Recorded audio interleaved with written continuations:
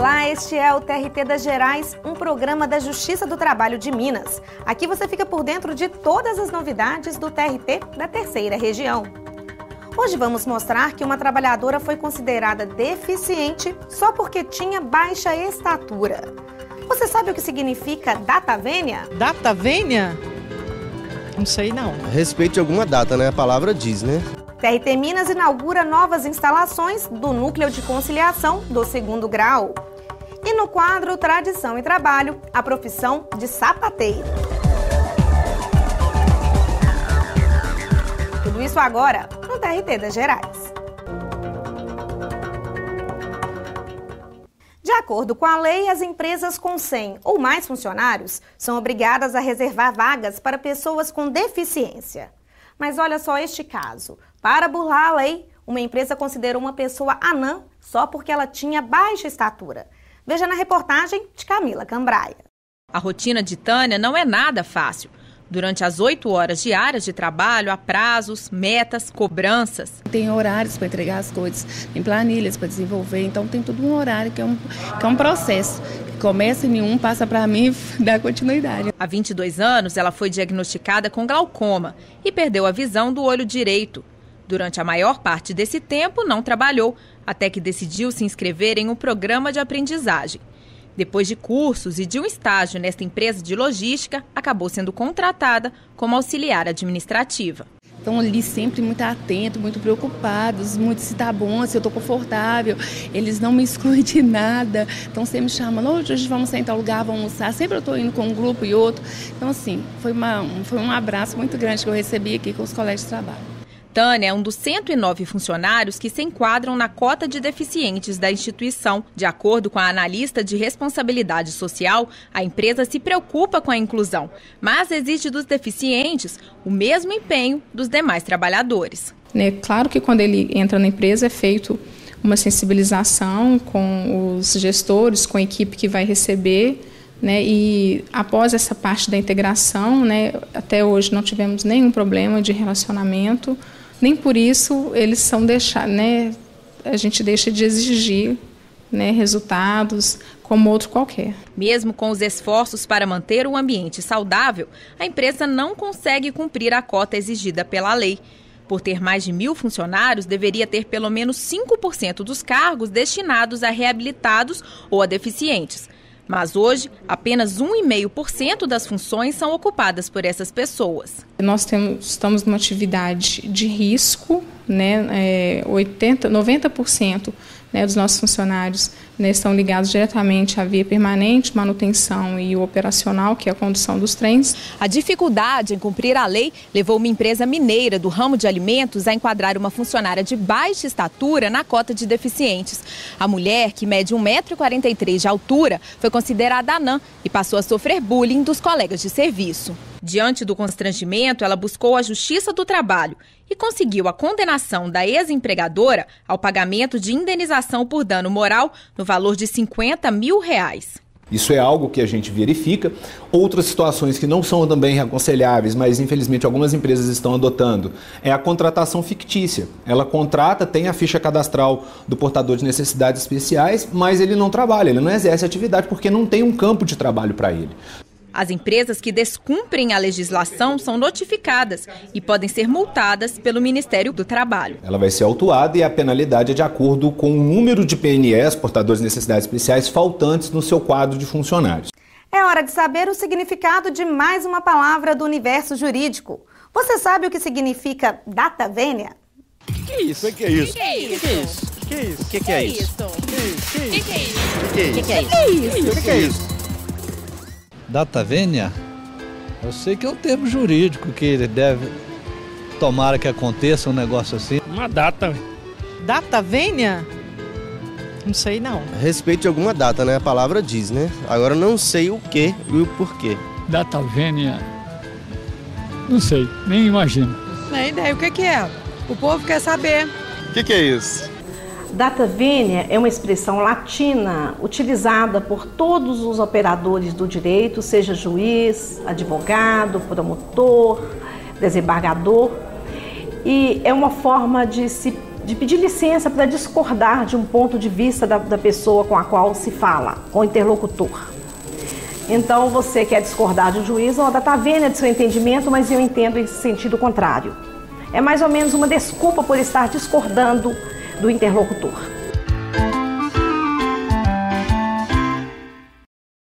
Uma dissertação de mestrado transformada em livro. Na nossa entrevista de estúdio, a jornalista Natália Pacheco conversa com o advogado e músico Matheus Brant. A obra reúne elementos artísticos e também o direito do trabalho.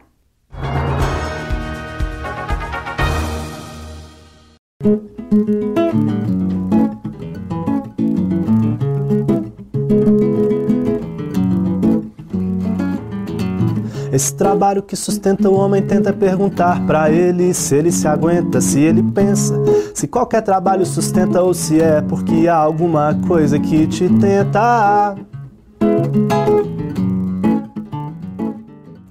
Estamos aqui hoje com o advogado e músico Matheus Brant, que está lançando uma obra multimídia, A Música e o Vazio no Trabalho, reflexões jurídicas a partir de Hannah Arendt. A obra, inspirada em Hannah Arendt, é composta por um livro, um EP com 5 músicas e pinturas da artista plástica Débora Paiva. Matheus, como surgiu essa ideia de reunir elementos artísticos como a música e a poesia com a filosofia de Hannah Arendt e o direito do trabalho? Eu estava percebendo que eu não estava conseguindo transmitir tudo que eu queria dizer apenas com a palavra escrita. Então a música ela me ajudou nisso, me ajudou a expressar algumas coisas que a própria palavra ela não dá conta, porque a música, além da palavra, da poesia, da letra, ela tem o som. Isso quando uma coisa junta com a outra dá um sentido, um terceiro sentido diferente. E a pintura é a mesma coisa, a pintura da Débora Paiva, que é uma artista plástica paulista, eu pedi a ela que ouvisse as músicas e lesse um pouco do texto, mas que fizesse um quadro, né, uma pintura para cada música. E ela fez então uma para 5 pinturas, porque são 5 músicas, e fez também a capa do livro. Como é esse olhar do Matheus advogado e do Matheus músico sobre o direito do trabalho? O artista ele tem esse olhar que enxerga um olhar filosófico, poético. Ele é um olhar que captura algumas coisas que não passa desapercebido no olhar cotidiano. O pesquisador filosófico, ele tem, na verdade, ele ajuda a organizar um pouco essas intuições do artista. Então eu encaro dessa maneira. É difícil para mim conciliar as coisas, esses dois aspectos meus, mas eles são meus mesmo, naturais, então acaba que eu faço esse esforço de um casar com o outro, um não brigar com o outro. Isso é curioso e é interessante porque eu procurei fazer as músicas de tal forma que elas fossem músicas mesmo, ou seja, tivessem vida própria e ao mesmo tempo pudessem dizer algo filosófico, algo jurídico. Eu me propus esse desafio de fazer uma coisa, que são as músicas, que são ao mesmo tempo música e filosofia. Queria que você explicasse para mim o conceito de trabalho formulado por Hannah Arendt e como você iluminou o direito do trabalho a partir desse conceito. A Hannah Arendt, que foi a autora que serviu de marco teórico para esse livro meu, ela, no livro dela, A Condição Humana, ela faz na verdade, ela se propõe a investigar o que a gente está fazendo. Existe essa frase no livro dela, eu estou querendo aqui escrever sobre o que estamos fazendo no mundo. E isso ela acaba delimitando em 3 atividades, o trabalho, a obra e a política. Ela tem para ela uma noção, um conceito do trabalho diferente do que a gente corriqueiramente utiliza. O termo trabalho para ela significa aquilo que a gente tem que fazer para se manter vivo, como por exemplo, a grosso modo, o dormir, descansar, tomar banho, acordar, comer, se alimentar. E ela faz uma crítica de que nossa sociedade tem se voltado muito para esse aspecto só do trabalho. Ela tem se preocupado quase que exclusivamente a isso. Daí porque, o que explica isso seria o fato da gente dar muito menos valor, muito pouco valor ao pensamento. Eu tinha essa intuição de que realmente a gente hoje em dia pouco pensa sobre o que a gente está fazendo E vi que ela estudou e escreveu muito sobre isso. Então eu acabei encontrando nela a base teórica do que eu vinha já observando. Prometa que o trabalho te sustenta, não se preocupe, o salário um dia aumenta. E não se meta, tenha fé que nada vai mudar. Sustenta, em pé até você chegar aos 70. A dor é lenta, mas ela nunca arrebenta. Você inventa alguma coisa pra não descansar.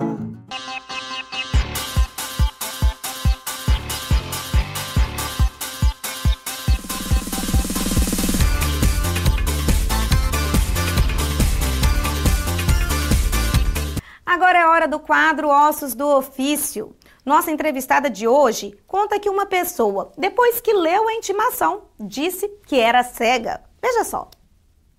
Eu tinha que cobrar um valor de um reclamante que não tinha pago a perícia médica.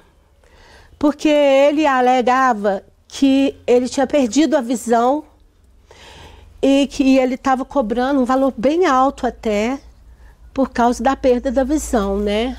E aí eu tinha um mandado para cobrar a perícia dele, que ele tinha perdido a perícia. Agora, como assim perdeu a perícia, né? Aí levei o mandado para ele. Aqui, toquei lá, né? Eu tinha ido lá umas 5 vezes já, ele nunca estava em casa. Era uma casa simplesinha, aí quando veio ele saiu. E falou, o que a senhora quer? Falei, que eu tô com um mandado aqui pro senhor, ele, deixa eu ver. Aí eu emprestei o mandado para ele leu o mandado todo. Como você tá me cobrando essa perícia? Eu perdi a visão. Aí eu olhei nele e falei, agora só tá bom, hein? Você conseguiu ler o mandado e saber o que era, né? Então essa pra mim foi uma das mais engraçadas que eu passei. No próximo bloco você confere as decisões dos juízes e desembargadores no quadro Notícias Jurídicas na TV. E a profissão de sapateiro, mesmo com o avanço das tecnologias, o ofício ainda é feito de forma artesanal. Não saia daí, voltamos em instantes.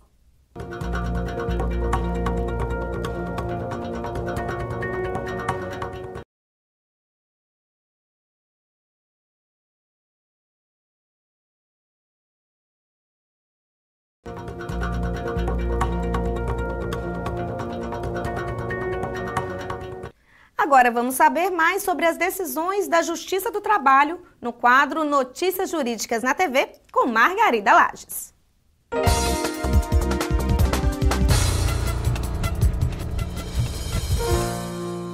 A apresentação de atestado médico falso para obter afastamento do trabalho constitui ato de improbidade nos termos da CLT.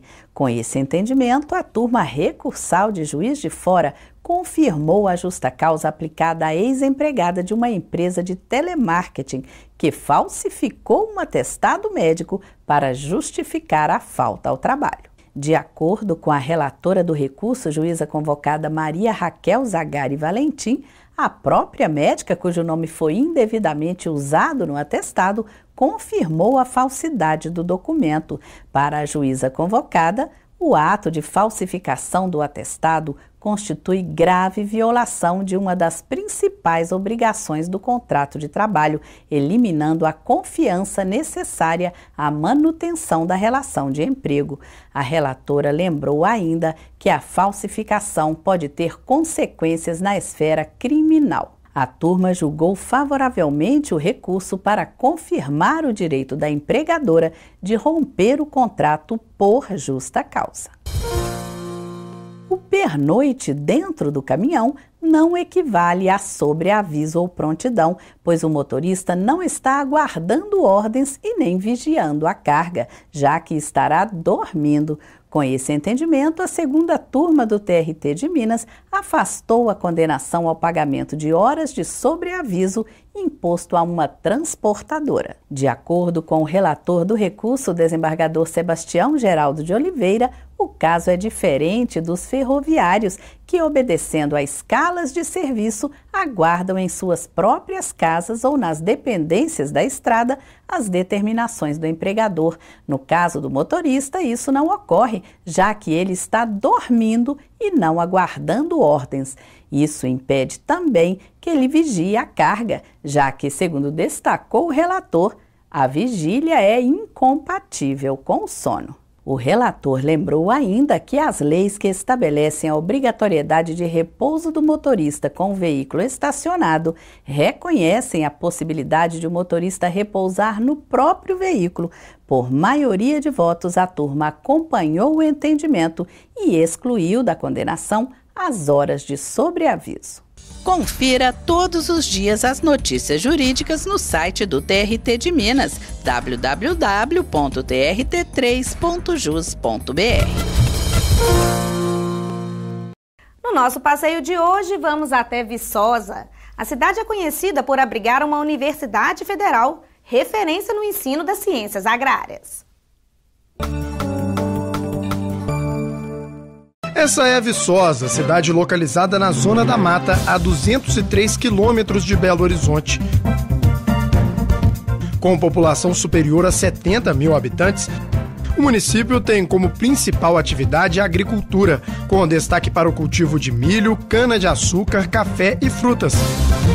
Além da vocação agrícola, a cidade é conhecida também pela educação, já que abriga a Universidade Federal de Viçosa, referência nas áreas de ciências agrárias, ciências biológicas e da saúde. Por esse motivo, o município recebe eventos científico-acadêmicos. A Vara do Trabalho foi instalada na cidade em 2013, juntamente com o processo judicial eletrônico. São 10 servidores que recebem, em média, 750 processos por ano. TRT Minas inaugura novas instalações do Núcleo de Conciliação do 2º Grau. Agora, com mais espaço, o núcleo vai atender um número maior de processos. A inauguração da nova sede do Núcleo de Conciliações do TRT Minas contou com a presença de desembargadores, juízes e advogados. Ao oferecer uma estrutura ainda melhor para o entendimento entre as partes, o tribunal demonstra o compromisso com a conciliação.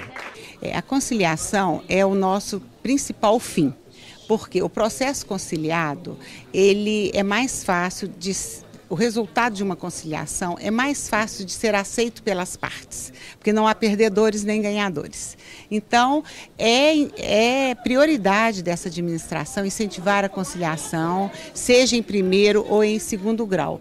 O novo espaço fica na Avenida do Contorno, a poucos metros da sede do tribunal em Belo Horizonte, e oferece sala de audiências e estrutura para advogados e partes. Para a juíza coordenadora do núcleo, o aumento do espaço físico vai garantir o atendimento a um número maior de processos. Um espaço muito bom, amplo, que dá conforto e possibilita o trabalho do juiz, dos funcionários, dos advogados. Então, eu acho que a inauguração agora desse espaço que é amplo e apropriado vai fomentar as conciliações. Todos os processos em segunda instância podem ser incluídos na pauta de conciliação.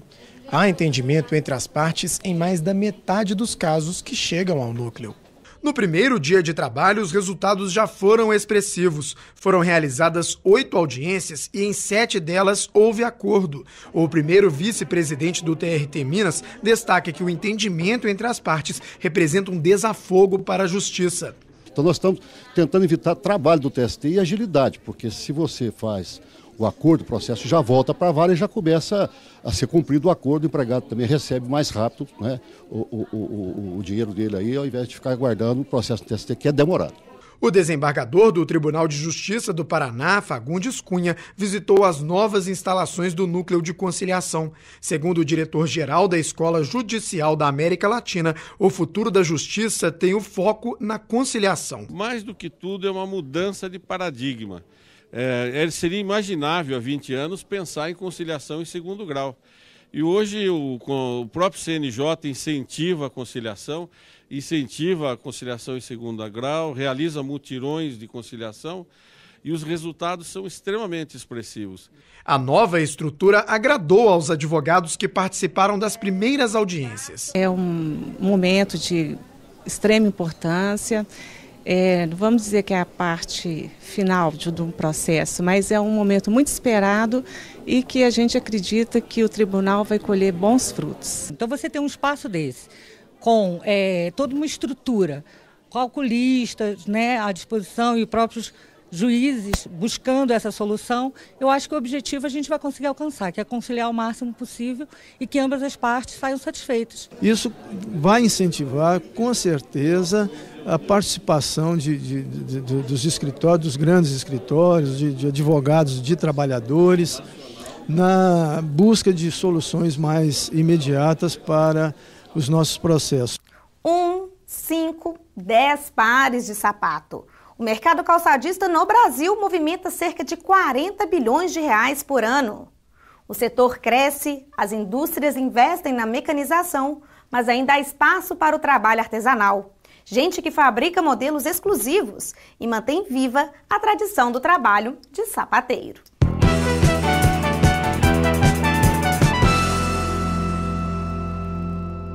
Minha profissão está em extinção. Está acabando, porque a gente não pode mais ensinar um menino. E ninguém quer ser sapateiro, que é uma profissão para ser como eu, demora anos para aprender. Nós vamos sobrevivendo de teimosos. Palavras de quem trabalha para manter viva uma tradição. Relatos que surpreenderam este cineasta. Fred e um grupo de colegas do curso de Gestão Cultural produziram o documentário para participar de um concurso. A curiosidade sobre como os sapateiros sobreviviam no mercado motivou a escolha do tema. Eu pensava assim, pô, cara, como é que esses caras sobrevivem? Porque, né, pelo menos eu não imaginava, quem vai mandar sapato para consertar? Mas tem muita gente que gosta do sapato, daquele sapato especial, então manda consertar. Então, eu tava com essa coisa, como eles sobrevivem? Eu fui lá e tem uma demanda ainda, tem uma necessidade de sapateiro, principalmente mulher, né, claro. E a ideia exatamente surgiu sobre isso. Wilton aprendeu o ofício com o pai quando ainda era criança. Hoje comanda esta sapataria que fica no centro de Belo Horizonte. Por aqui tudo é feito manualmente. São 7 funcionários, a maioria deles com muita experiência. O empresário explica que manter a equipe está cada vez mais difícil. Mão de obra está cada vez mais difícil, né? Tanto no setor de calçado como outros setores também. E a dificuldade é muito grande. Então a gente tem que preservar as pratas da casa, porque não está fácil, não. E a moçada de hoje não quer aprender mais, né? Esse tipo de profissão. E se faltam profissionais, serviço tem de sobra. Só aqui na sapataria do Wilton são cerca de 40 consertos todos os dias. O serviço não falta não, tem serviço todos os dias e o tempo todo. O pessoal traz serviço aqui o tempo todo, porque o serviço nosso aqui, eles falam que a qualidade é muito boa, o serviço fica bem feito, então está sempre tendo serviço pra gente. Da linha de produção saem 5 sapatos diariamente. E a demanda, segundo Wilton, não é pouca. Tanto que um modelo feito sob encomenda leva até 15 dias para ser entregue. O sapato sob medida, ele é interessante porque às vezes as formas das fábricas já são padronizadas, né? Então às vezes a pessoa tem um pé mais alto, largo, e aí daí ele precisa de comprar um sapato maior, né? Para estar de acordo com a altura, a largura do pé dele. E com isso a gente já faz o sapato na medida certa, né? Então ele não precisa ficar com aquele sapato grande, né? Parecendo que pegou um sapato emprestado, uma coisa assim. E outra, né? O conforto também. E além de escolher o couro que ele quer. Sapatos exclusivos feitos sob medida. Detalhes confeccionados com cuidado. O resultado não poderia ser diferente. Clientela fiel e que permite a profissionais como Wilton a seguir na profissão herdada do pai. Arte, suor e felicidade. Todos têm muito orgulho da profissão.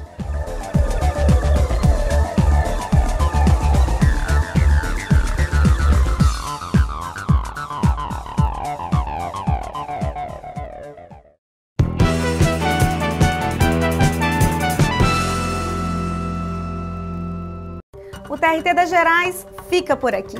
Assista a reprise deste programa toda terça e quinta, às 10 horas da noite, aqui mesmo na TV Justiça.